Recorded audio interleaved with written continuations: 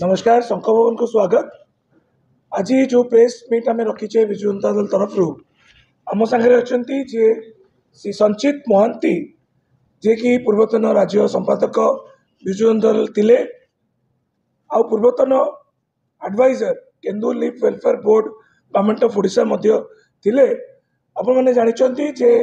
केन्दुपत्र GST उपरू छाड़ करने माननीय पूर्वतन मुख्यमंत्री हूँ ओडिशा सरकार सब बड़े केंद्र को लेखि आसला से केन्दू लीफ और जीएसटी उपरे आज जो प्रेस मीटा रखीचु आम ताकू डिटेल्स भाव में मुझे अनुरोध करुच्ची श्री संचित महांती प्रेस मीटा को आगे लेकिन जी। थैंक यू प्रियव्रत माझी महोदय। आपण समस्त को नमस्कार जोहार। आज जो प्रेस कॉन्फ्रेंस है उद्देश्य प्रियव्रत भाई स्पष्ट भाव में आप सामने रखिंट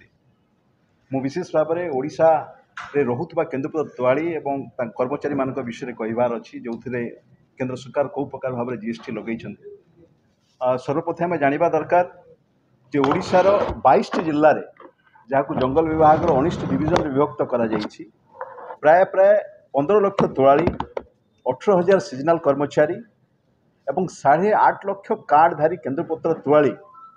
केन्दुपत्र को निजर जीविका भाव में निर्वाह करें। 90% होती महिला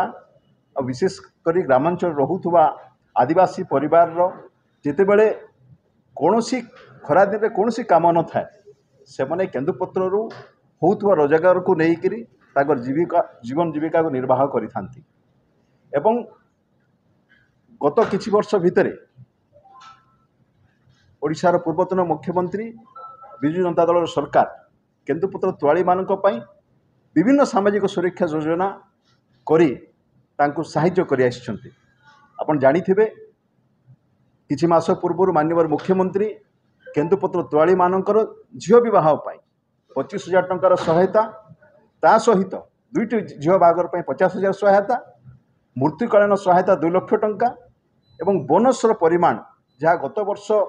5% कर्मचारी मानकु एवं 25% तोआली मानकु थिला ताकू वर्धित करी 10% कर्मचारी मानकु एवं 50% तोआली मानकु दिया जाइछि। ठीक सही परि भाव में बीजेपी रो जो केंद्र सरकार अछंती से 2019 निर्वाचन रे मो एठी उल्लेख रखिबा पई चाहे आपण मानक सामना रे 2019 निर्वाचन रे से माने ताकर मैनिफेस्टो रे एही मैनिफेस्टो के 2019 निर्वाचन रे से माने ओडिशा रे विभिन्न जगह रे देइथिले एवं से समय रो गृहमंत्री अमित शाह बरगढ़ गस्त समय रे ता सहित भुवनेश्वर और केन्दुझर रे जो 3टी बैठक होता से बैठक से कहते द्वितीय थर जदि केन्द्र में बीजेपी सरकार आसे मोदी जदि प्रधानमंत्री हमें केन्दुपत्र रु जीएसटी को उच्छेद करने सहित केन्दुपत्र रु जीएसटी बाबद नहीं अर्थ को से फेरई देवे। गला 19 रु 2024 मसीहा भितर से प्रतिश्रुति भूलीगले और केवल प्रतिश्रुति भूलिले ताहा नुहे से 5 वर्ष भितर ओडिशार मुख्यमंत्री लगातार भाव में 4 थर आपण सामने मुझे चिठी गुड़ाक रखापी चाहिए जे माननीय मुख्यमंत्री केंद्र सरकार को 4टी चिठी देइछंती जे केन्दुपत्र जीएसटी को उच्छेद करा जाऊ। विशेषकर केंद्र सरकार निज प्रतिश्रुति जो देइथिले निज मैनिफेस्टो रे जे आमे द्वितीय थर सरकार को आसिले उच्छेद करिवु बोलिकरी लगातार भाव में 5 वर्ष कौन कथा न शुणला 19 मसीहा 20 मसीह 22 रे 23 रे लगातार भाव में 4टी चिठी माननीय मुख्यमंत्री नवीन पट्टनायक से समय पूर्वतन मुख्यमंत्री देइछंती केंद्र सरकार को किंतु से दिगरे कौन पदक्षेप निगला ना एवं चलित वर्ष जो बजेट अधिवेशन में भी देखागला ये सरकार पूर्व प्रतिश्रुति वर्तमान रे केन्दुपत्र जो माने विशेषकर ओडिशार से जो 15 लाख तोआली माने जो जीविका भाव निर्वाह करुछंती से दिगरे कौन पदक्षेप निगला ना। ये आउ गोटे कथा भी उल्लेख रखापी चाहिए जिते सुना 3% जीएसटी हीरा रे 3% जीएसटी एवं विमान किणबारे 5% जीएसटी होउछि से समय साधारण लोक साधारण महिला आदिवासी महिला ग्रामांचल रोथुवा केन्दुपत्र तोआली मान निर्भर करुवा केन्दुपत्र उपर 18% जीएसटी निश्चित भाव में ओडिशा रोथुवा केन्दुपत्र तोआली माँ मान प्रति कर्मचारी मान प्रति अवहेलार निदर्शन एवं ये आउ गोटे कथा भी हूँ जो केन्द्र जो सरकार अच्छी केवल प्रतिश्रुतिर सरकार प्रतिश्रुति देइथिले पालन करना